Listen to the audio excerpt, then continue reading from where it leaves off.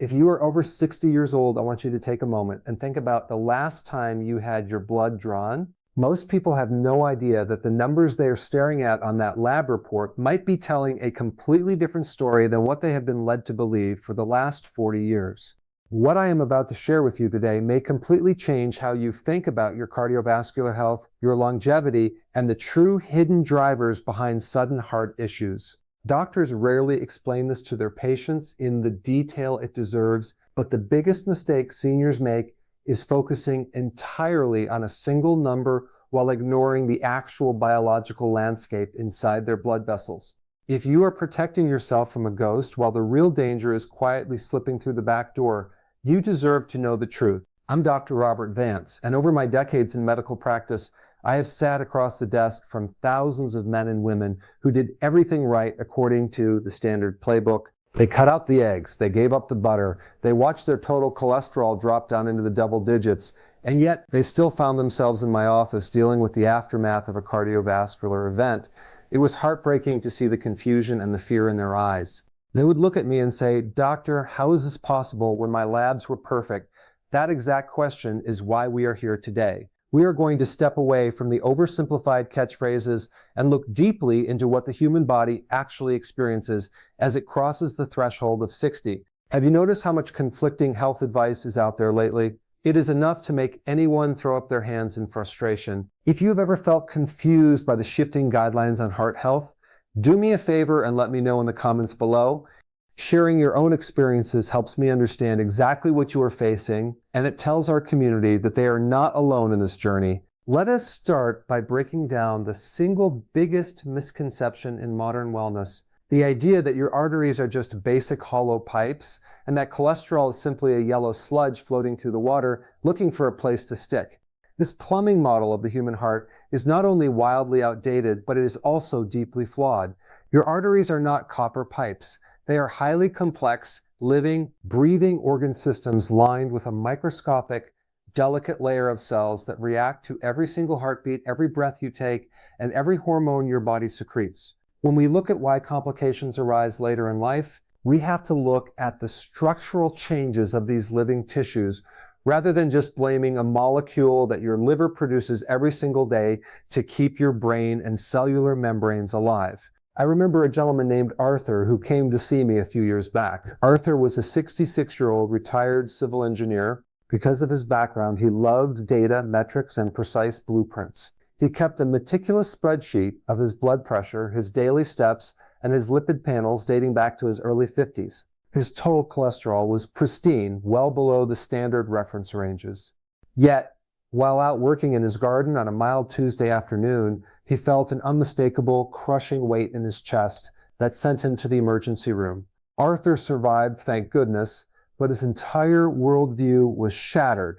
When he sat down in my consultation room a month later, he threw a spreadsheet onto my desk and asked me how a system with such perfect metrics could suddenly fail. What Arthur did not realize, and what many people over 60 are never told, is that his pristine cholesterol levels were merely masking a deeper, silent issue occurring within the cellular wall itself.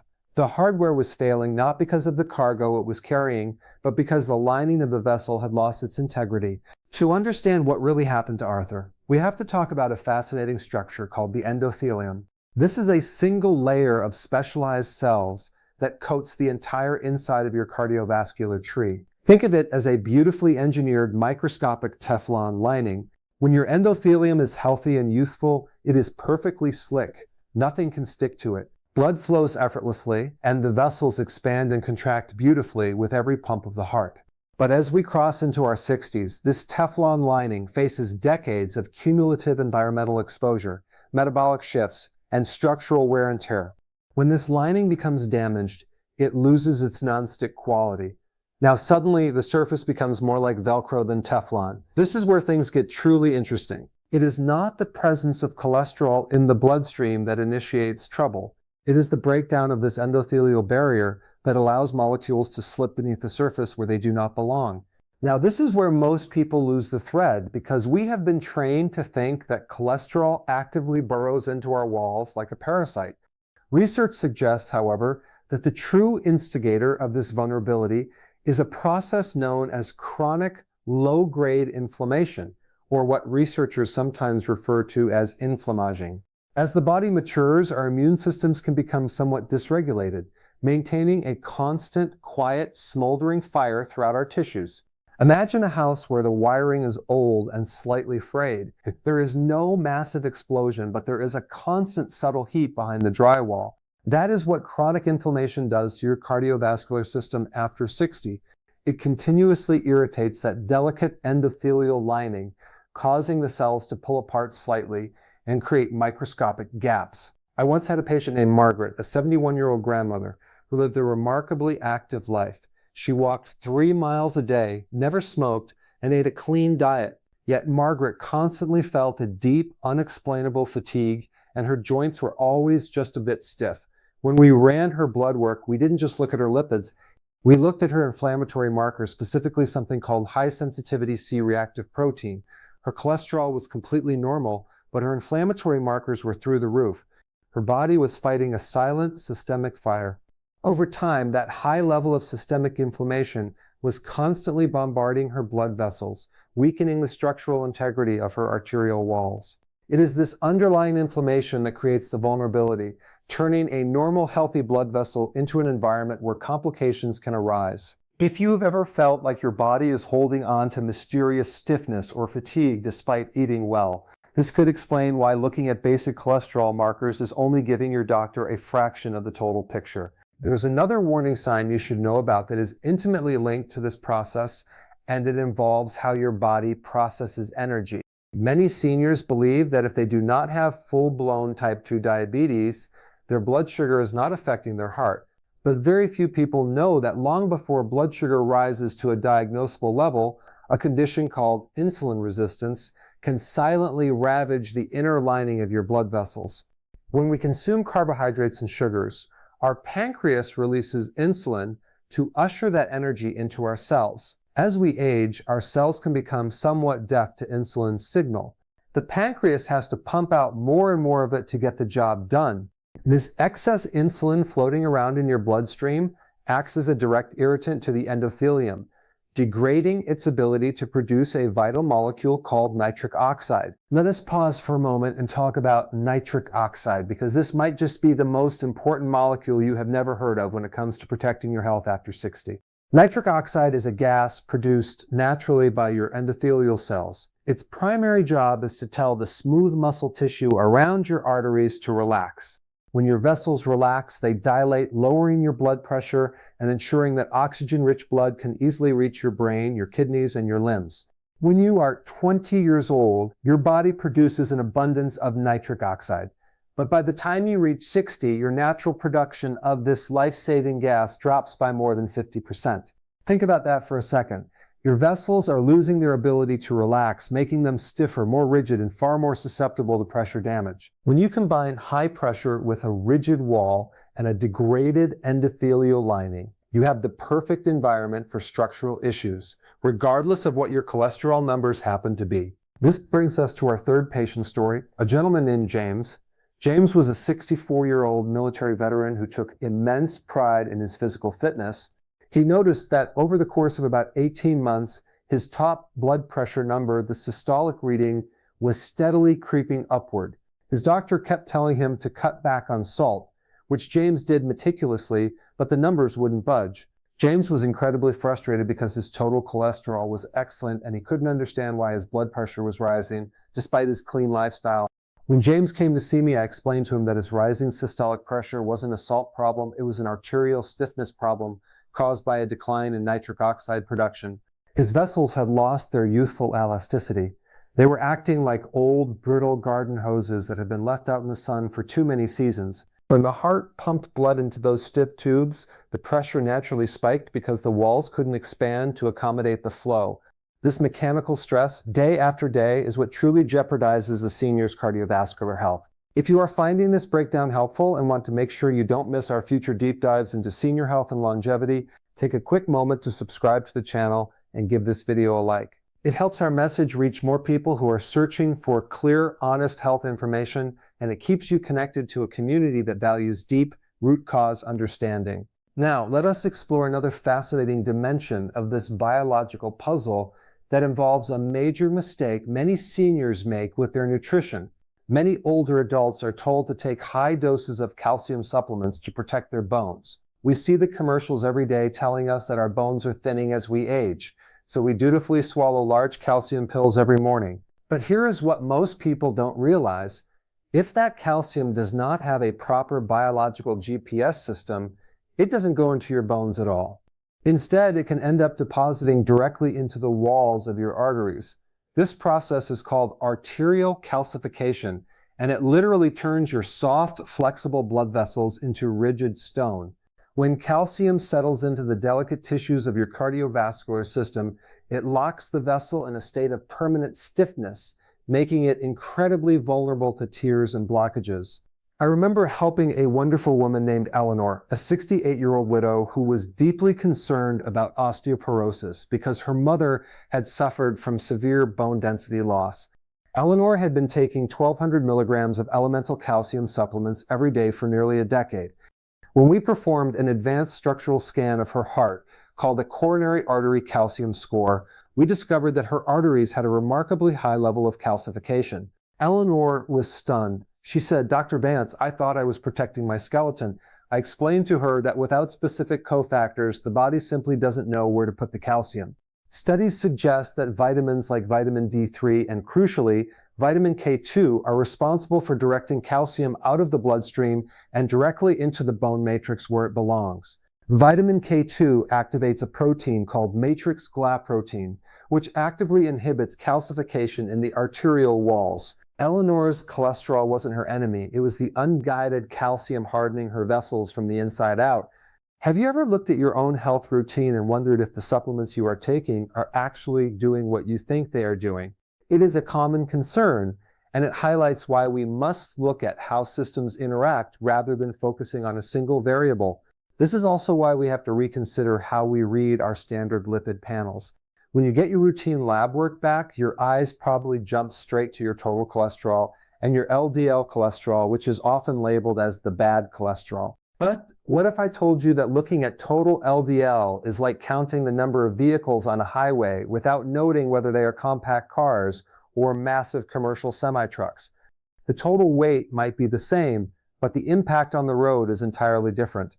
Research indicates that there are actually different subtypes of LDL particles. Some are large, fluffy, and buoyant, resembling beach balls. These large particles float effortlessly through your bloodstream, are too big to slip into any damaged gaps in your endothelium, and generally cause no harm. On the other hand, you have small, dense, hard LDL particles, which are more like tiny BB pellets. Because they are so small and heavy, they easily penetrate a damaged, inflamed endothelial lining, become trapped underneath, and undergo a process called oxidation.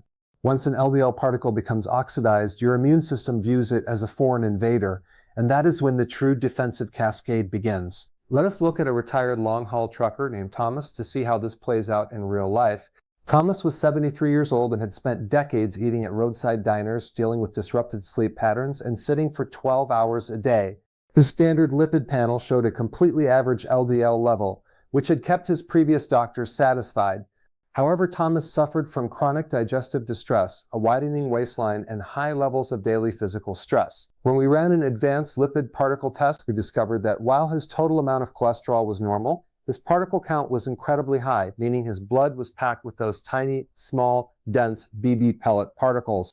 Furthermore, because of his poor sleep and high-stress lifestyle, his body was producing high amounts of oxidative stress. Those tiny particles were constantly getting oxidized inside his vessel walls. Thomas's previous doctors were looking at the total weight of the cargo, but the real issue was the destructive nature of the specific particles he was carrying. This brings us to a vital concept that very few people know about: the role of your autonomic nervous system and chronic daily stress in your heart health after 60.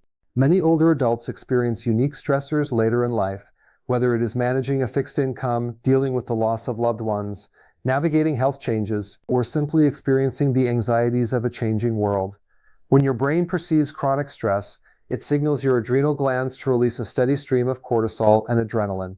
These hormones are wonderful for a short-term emergency, like running away from a predator, but when they are constantly elevated year after year, They act like an internal corrosive agent on your cardiovascular system. Cortisol raises blood sugar, increases insulin resistance, and directly impairs your endothelium's ability to synthesize that protective nitric oxide we talked about earlier.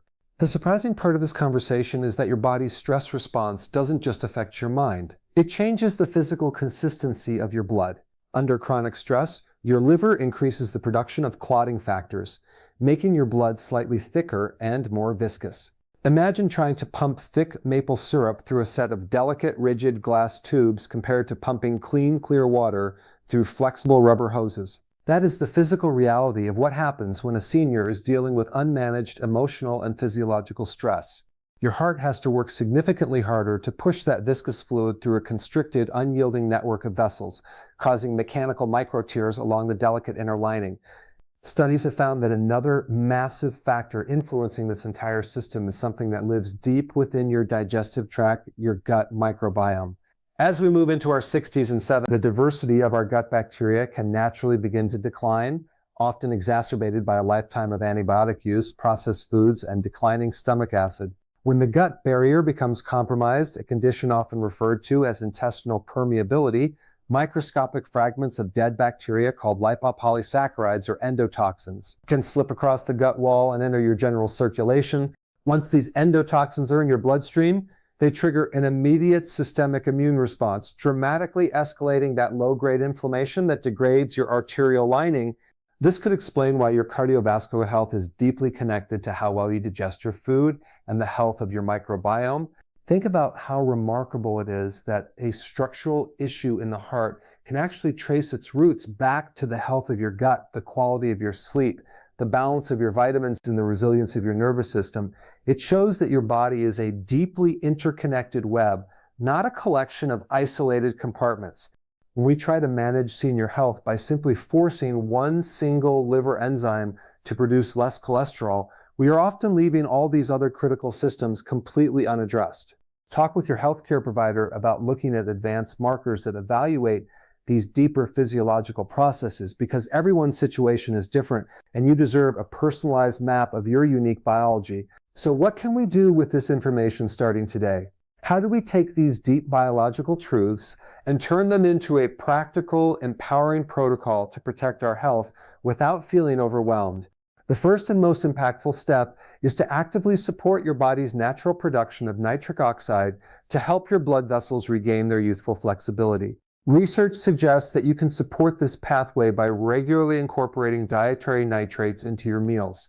Foods like arugula, beet, celery, and dark leafy greens contain natural compounds that your body can convert directly into nitric oxide via a fascinating pathway that begins right in your mouth with your salivary bacteria. Furthermore, engaging in regular, gentle, rhythmic movement is one of the most powerful ways to signal your endothelium to stay healthy and functional.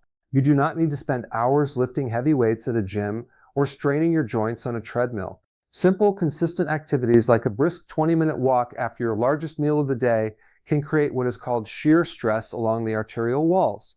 This sounds scary, but shear stress is actually a gentle, mechanical friction of blood flowing smoothly over the endothelial cells, which acts as a direct physical trigger for those cells to produce more protective nitric oxide and keep the vessel flexible. Additionally, we must ensure that we are addressing the structural integrity of our bones and blood vessels simultaneously by managing our fat-soluble vitamins wisely. Instead of simply overloading your system with isolated calcium supplements, focus on obtaining calcium from whole food sources where it is naturally packaged with other essential nutrients. With your professional care team to evaluate your levels of vitamin D3 and consider the supportive role of vitamin K2 to ensure that any calcium in your body is being directed to your skeletal structure rather than settling into your delicate cardiovascular tissue.